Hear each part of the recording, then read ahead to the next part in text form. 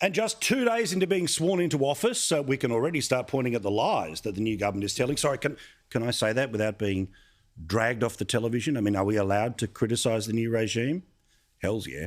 Now, as you know, going into the election, I told you, and they themselves promised bigger deficits, which means higher debt. That's what they promised before the election. Remember, there was an announcement last week. Jim Chalmers even kind of owned the idea. Sure, yeah, we're going to spend every dollar the old mob did plus billions more. And now for the coming year, I think it's $715 billion or so. And so that gives you a sense of the change in debt levels under this government. So they're going to spend every dollar plus more, but not have any increase in income, which means the debt gets bigger.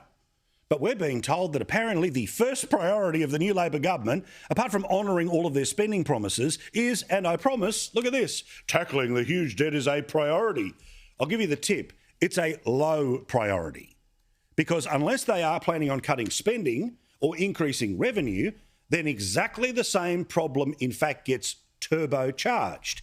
It leads to greater inflation, which leads to higher interest rates. But again, don't dare say any of this. The new regime is perfect, right? Remember that. Everyone voted. No one at all didn't want them. Oh, that's right, 2/3 of Australia didn't vote for them to be the government.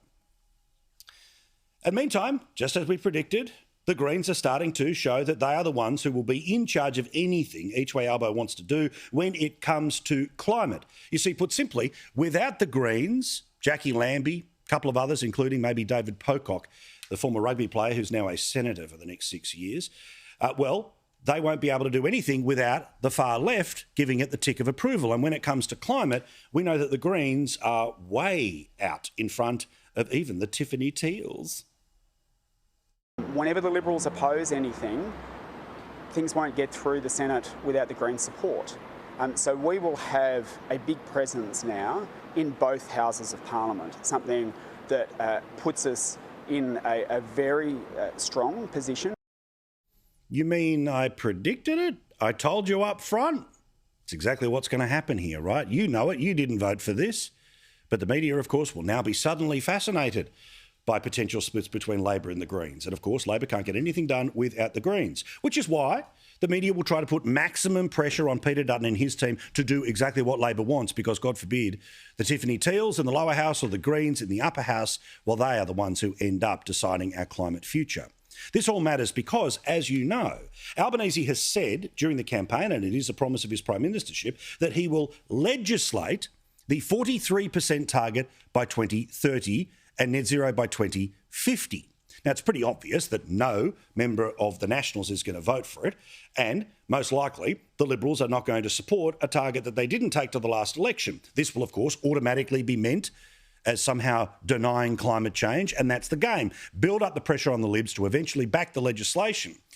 But my suggestion is sit back and watch what happens when the Greens are the ones who will be deciding things. Because according to the new member for Bennelong, the Labor bloke who used to be the mayor of Ryde, it's all negotiable. You think you should negotiate with the Greens, or you think you should stay put? Oh, look, that'll be a matter for Chris Bowen and the but policies. Is it flexible? Let's see what the negotiations are. It's not only the Greens that we've got to deal with if we need legislation through. We've got the crossbench. You know, Parliament is varied. It will be incredibly diverse. Let's just see how it all turns out. No, you only have to deal with the Greens. You see, the Tiffany teals are pointless because they will never be in a position to decide whether legislation passes or not, because your team has a majority and most likely Andrew Wilkie will end up becoming the Speaker. So the Tiffany teals, representing the United States of Radio National, can go and do their thing for the next little while at the top end of town, telling the rest of us how we have to live. But you, mate, are actually part of the government, a government that can't get anything done without the Greens, which is why the media will try to pile it all on the Libs. Bill Shorten, after the 2013 election, did not vote to repeal the carbon tax because, and I quote, "we have a mandate not to." I would suggest that the Liberals, and definitely the Nationals, also have a mandate not to support 43% by 2030, let alone 50% by 2030 or 60% by 2030 like the Tiffany teals want.